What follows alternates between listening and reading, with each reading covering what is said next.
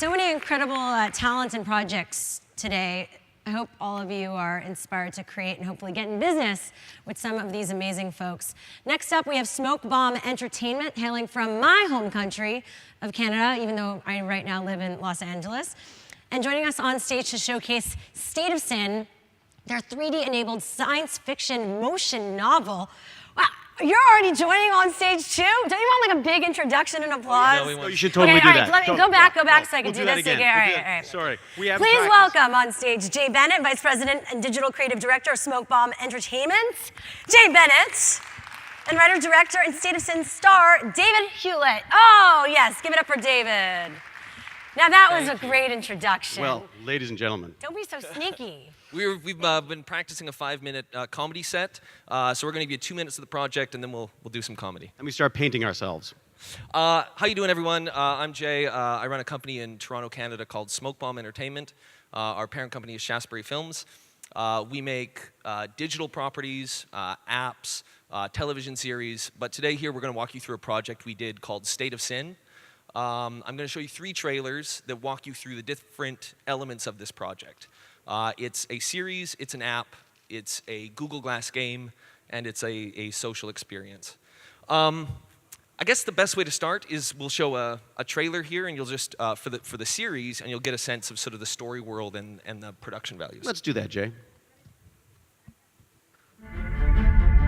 The year is 2043. In the Citadel, the corporations have replaced the government, and a giant wall divides the rich from the poor, the haves from the have-nots. Dr. Philip Drake, known for his pioneering work with the human sensory system, died earlier this week in a horrific car accident. It's what Philip would have wanted. I'm sure Philip's daughter, Annika, has a few words. Annika? I can't. I'm sorry. What's it like? What's what like? Synesthesia. I mean, I know you can feel numbers and taste music, but... The wall panels sound like wind chimes. I'm missing something. Hey, stop! DX-17 is the only thing that makes Vibe work, and he takes the formula with him to his grave. I'm taking you home. I'm not moving back inside the wall. Faster! I can't let them discover the source. I'll destroy everything. Vibe's supposed to bring people together, like on a massive scale. None of this makes any sense. There has to be more to it. I'll send another... No, this is on you. You find her and get me my goddamn DX-17!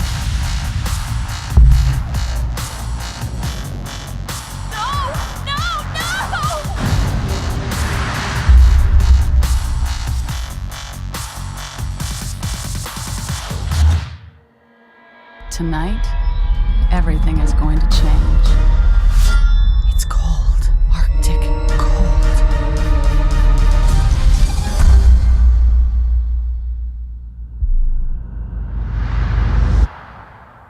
The bass is actually rattling the shake stage. I the don't know if it building. sounded like that. So David, who stars in this, maybe you could just talk a bit about the unique production style and sort of what brought you to the project. Jay's very nicely saying, let's go to the nerd for his opinion, basically. Basically, we shot this thing. These were stills, number of stills that were taken, and then sort of animated into this format that you see here.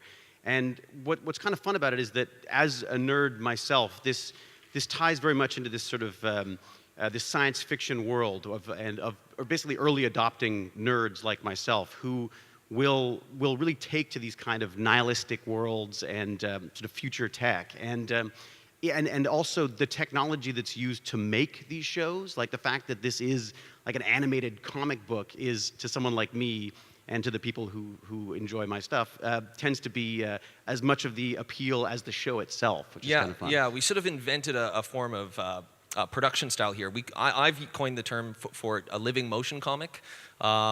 He had me at living motion comic. Ta-da! Next, I want to show you another portion of this project. So we told the prologue of this story as an app. It's available on iOS and Android.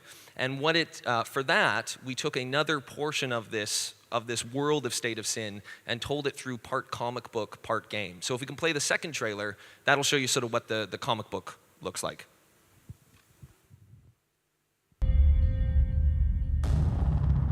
In a future on the verge of collapse, you were escape test subject 63.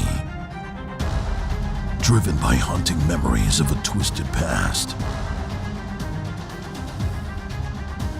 You risk it all to destroy a ruthless killer and fight to unravel a global conspiracy that only you have the power to destroy.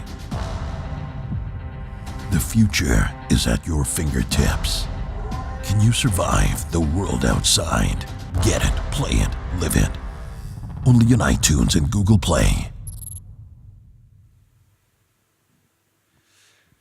Cool. And then we ran an entire social experience under that. And then 2 weeks ago in San Francisco, we launched the fourth phase of this project, which is a Google Glass game.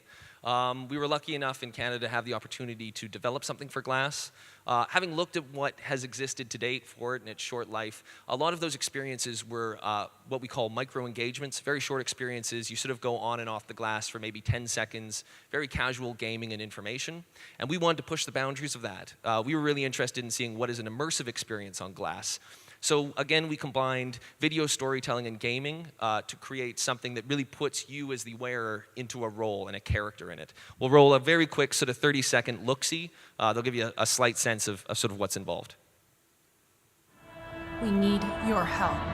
You must control the network. Control the network.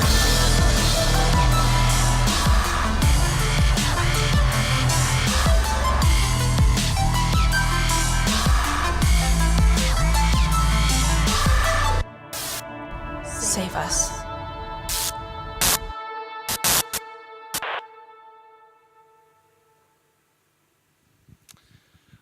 So as we're getting to the end, I'd love, David has been sort of cruising the Palais here, eating ice cream this week, and wearing the glass and playing with it. Do you want to sort of describe what it's like to use the device?